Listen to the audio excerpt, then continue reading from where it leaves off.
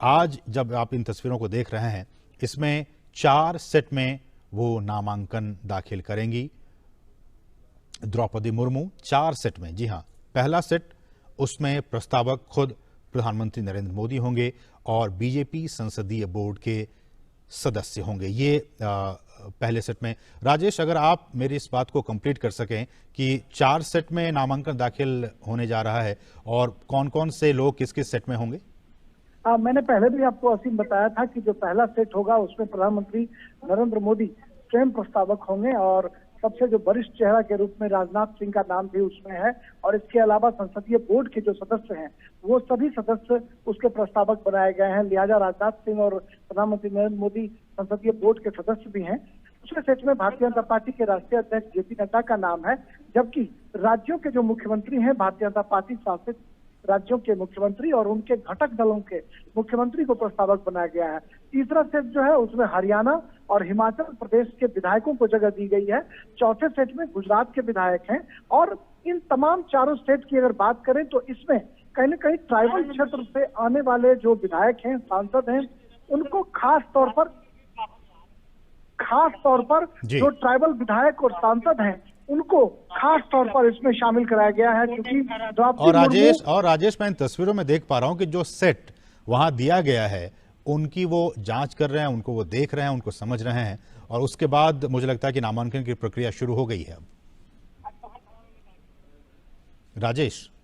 हाँ जी असीम, मैं सुन रहा हूँ आपको। हाँ, मैं ये कह रहा था कि इन तस्वीरों में हम दिखा रहे हैं अपने दर्शकों को कि जो तमाम सेट हैं, जो प्रस्तावक और अनुमोदक के जो तमाम 50 और 50 के सेट हैं, वो अब सुपुर्द कर दिया गया है और उसके बाद वो वहाँ पे हस्ताक्षर कर रहे हैं अधिकारी और उनको देखने के बाद जो फॉर्मल नामांकन है वो अब इसके बाद शुरू हो जाएगा।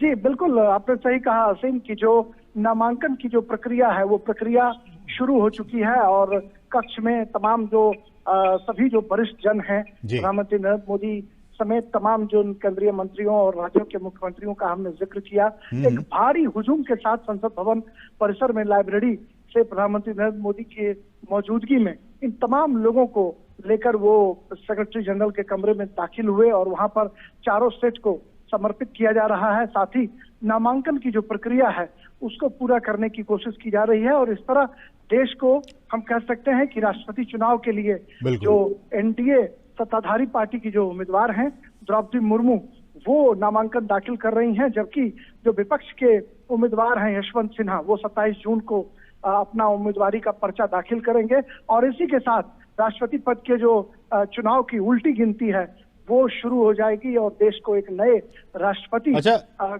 राजेश, चूंकि हम इन तस्वीरों को, आप बाहर खड़े हैं, मैं इन तस्वीरों को अच्छे से देख पा रहा हूं, मेरा सवाल थोड़ा इससे हटकर और इसी से संबंधित है कि इस बार का जो राष्ट्रपति चुनाव है, चूंकि आप लगातार इन चीजों को बारीकी से देखते और समझते आ रहे हैं, इस बार का राष्ट्रपति चुनाव अगर मैं कहूं किन मायनों में खास है, किन मायनों में ऐतिहासिक इसे कहा जाए? देखिए, खास और ऐतिहासिक इसलिए भी कहा जा सकता है कि प्रधानमंत्री नरेंद्र मोदी के नेतृत्व वाली जो सरकार है केंद्र में वो हमेशा से प्रयोगधर्मी रही है। एक प्रयोगधर्मी योजनाओं को लाना, प्रयोगधर्मी तरीके से नए लोगों को प्रमोट करना और समाज के हाशिए पर पड़े जो लोग हैं उनको सत्ता में भागीदार बनाना, उनको सत्ता में साझेदार बनाना, ये उनकी कहीं ना कहीं एक खासियत रही है। और ये पहला मौका होगा जब देश में कोई राष्ट्रपति अगर द्रौपदी मुर्मू को चुनाव जीतने में अगर कामयाबी हाथ लगती है तो देश को पहला आदिवासी राष्ट्रपति जो है वो मिलेगा और यह कहीं ना कहीं इसका श्रेय प्रधानमंत्री नरेंद्र मोदी को जाएगा, एनडीए सरकार को जाएगा, भारतीय जनता पार्टी की सरकार को जाएगा। और उन्होंने, हम कह सकते हैं कि एक ऐसा तुरुप का पत्ता भारतीय जनता पार्टी और एनडीए की सरकार ने खेला है जहां विपक्षी जो हैं वो चारों खाने चित नजर आ रहे हैं, क्योंकि ये उम्मीद की जा रही थी कि आप बिहार में ही देखते होंगे कि जेडीयू और बीजेपी के बीच कई मामलों में रस्साकसी का दौर चल रहा था। ये उम्मीद की जा रही थी कि नीतीश कुमार का स्टैंड कुछ अलग हो सकता है, लेकिन आपने देखा कि नीतीश कुमार ने ट्राइबल राष्ट्रपति के नाम पर बढ़ चढ़ कर हिस्सा लिया। वो आगे आए और उन्होंने कहा कि हम ट्राइबल राष्ट्रपति का समर्थन करते हैं। इसी तरह बीजू जनता दल के जो नेता हैं, ओडिशा के मुख्यमंत्री नवीन पटनायक, उन्होंने भी कहीं ना कहीं अपनी रजामंदी की मुहर लगाई। हालांकि चूंकि उड़ीसा से आती हैं तो ऐसे में उड़ीसा का समर्थन अगर द्रौपदी मुर्मू को प्राप्त होता है तो यह एक हम कह सकते हैं कि बहुत ही अपने राज्य के प्रति जो उनका समर्पण का भाव है उसमें सत्ता और विपक्ष दोनों साथ नजर आएंगे। तो इसलिए भी इसे याद किया जाएगा। और समाज के हाशिए पर पड़े लोगों को, हालांकि महिला राष्ट्रपति देश को पहले भी प्रतिभा पाटिल के रूप में मिल चुका है, लेकिन ट्राइबल महिला अगर ये चुनाव जीतकर पहुंचती हैं राष्ट्रपति भवन रायसीना हिल्स पर, तो कहीं ना कहीं एक बड़ी कामयाबी का दिन होगा कि जो समाज का अंतिम तबका है, जिसको प्रधानमंत्री नरेंद्र मोदी अपने पहले उद्बोधन के दौरान इसको स्पष्ट कर चुके हैं कि हमारी सरकार गरीबों की सरकार है, समाज के हाशिए पर पड़े लोगों की सरकार है। तो हम ऐसे में कह सकते हैं कि कहीं ना कहीं प्रधानमंत्री का जो उनका सपना है, उस सपने को आगे बढ़ाता हुआ यह मामला आगे दिख सकता है कि समाज का जो आदिवासी तबका है, जो बिल्कुल हाशिए पर पड़ा तबका है, जिसे अब तक सत्ता में भागीदारी नहीं मिल पाई थी, उनको प्रधानमंत्री नरेंद्र मोदी ने सत्ता में भागीदार बनाया है। और इससे पहले भी दलित राष्ट्रपति का तोहफा देश को मिल चुका है। राष्ट्रपति जो वर्तमान में रामनाथ कोविंद हैं, वह भी इसी सरकार की उपज है। इस सरकार ने ही एक दलित को राष्ट्रपति बनाया, फिर आदिवासी की बारी आई है। तो हम कह सकते हैं कि सत्ता से दूर रहे लोगों को सत्ता में रिप्रेजेंटेशन मिलना एक बड़ी बात हम कह सकते हैं कि उनको भागीदार बनाने की जो कोशिश की जा रही है, यह चुनाव अपने आप में एक अलग दिखाता है, क्योंकि एनडीए ने एक आदिवासी महिला को राष्ट्रपति पद का उम्मीदवार बनाया है। राजेश, देखिए, मैं आप ही की बातों को आगे बढ़ाते हुए, आपने कहा कि ये सरकार प्रयोग धर्मी सरकार रही है। हमने देखा एनडीए 1 की बात की जाए, जब एपीजे अब्दुल कलाम को राष्ट्रपति बनाया गया, पूरे देश में इसकी चर्चा हुई। राजेश, आप भी उस वक्त एक्टिवली इस चीजों को कवर कर रहे थे।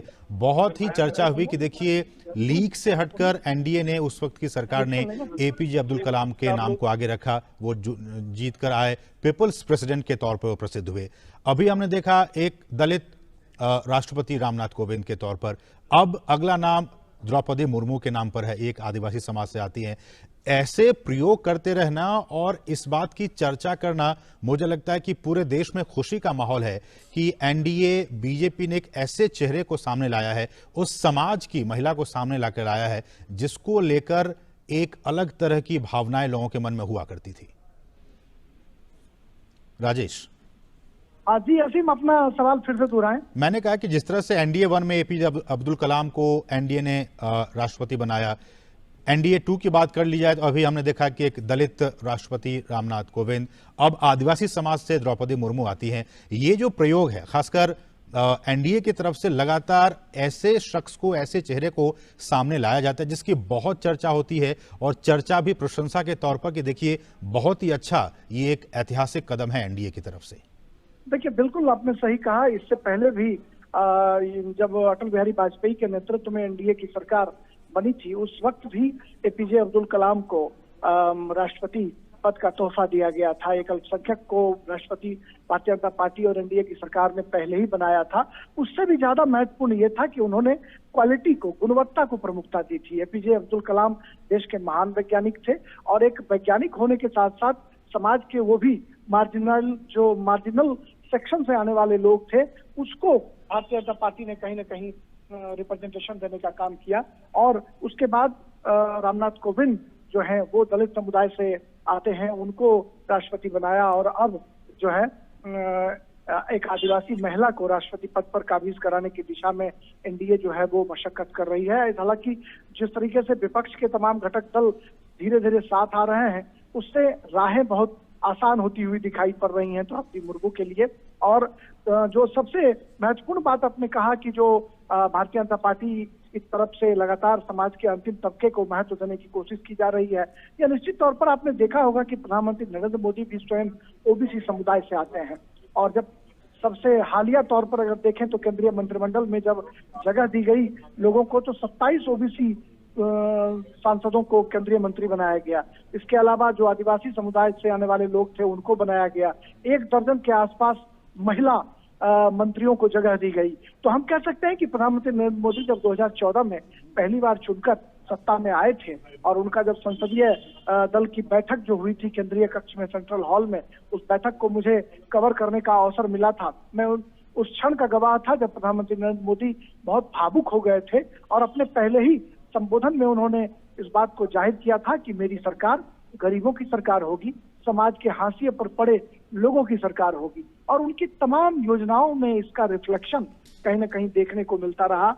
और जो भी योजनाएं बनी, गरीब परख योजनाएं बनी, गरीबों को केंद्र में रखकर योजनाएं बनती रहीं। और शायद यही वजह है कि जब भी प्रधानमंत्री नरेंद्र मोदी समाज के अंतिम पायदान पर खड़े लोगों की बात करते हैं तो उसमें उनकी योजनाएं गरीबों के लिए बनती हैं, और जो यह संदेश होता है, यह संदेश दिखाने की कोशिश करता है कि वो वाकई गरीबों के प्रति प्रतिबद्ध हैं।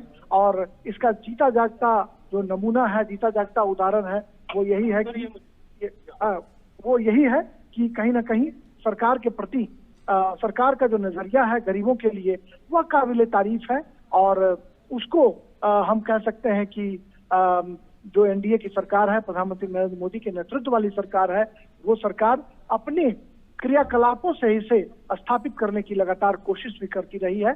और बहरहाल द्रौपदी मुर्मू जो एनडीए पद की प्रत्याशी हैं, वो आदिवासी महिला हैं और उनका नामांकन जो है वो दाखिल किया जा चुका है। वो बिल्कुल। और राजेश, हम इन तस्वीरों में देख भी पा रहे हैं कि जिस तरह से ये जो प्रस्तावक के तौर पर प्रधानमंत्री नरेंद्र मोदी जो पहले सेट के प्रस्तावक के तौर पर उन्होंने अपना सारे जो कागजात हैं वो उनको सौंपा गया, उसकी जांच की गई, उस पर हस्ताक्षर किए गए, और इस तरह से विधिवत तौर पर हम कह सकते हैं कि एनडीए की प्रत्याशी द्रौपदी मुर्मू ने राष्ट्रपति पद के लिए अपना नामांकन दाखिल कर दिया है।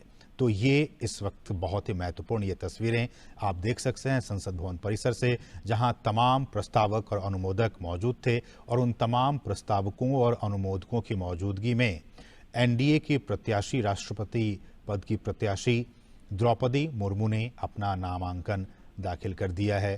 तमाम पार्टियों जो उसको सपोर्ट कर रहे हैं, आप देख सकते हैं रामदास अठावले और तमाम लोग जो इसको सपोर्ट कर रहे हैं इस चुनाव में एनडीए की प्रत्याशी द्रौपदी मुर्मू को, वो तमाम लोग यहाँ पे मौजूद संसद भवन परिसर में। और जैसा कि मैं और हमारे सहयोगी राजेश राज बता रहे थे कि 4 सेट में नामांकन दाखिल किया गया। पहले सेट में प्रस्तावक खुद प्रधानमंत्री नरेंद्र मोदी बने और बीजेपी संसदीय बोर्ड के सदस्य उसमें शामिल हुए। दूसरे सेट में बीजेपी के अध्यक्ष जेपी नड्डा और राज्यों के मुख्यमंत्री और जो बाकी जो अलाइज पार्टियां, घटक दल हैं, उनके मुख्यमंत्री प्रस्तावक के तौर पर शामिल हुए। तीसरे सेट में हिमाचल और हरियाणा राज्य के विधायक शामिल हुए। चौथे सेट में गुजरात के विधायक प्रस्तावक के तौर पर शामिल हुए। और सबसे महत्वपूर्ण बात वो ये रही कि इन तमाम प्रस्तावकों की सूची में जो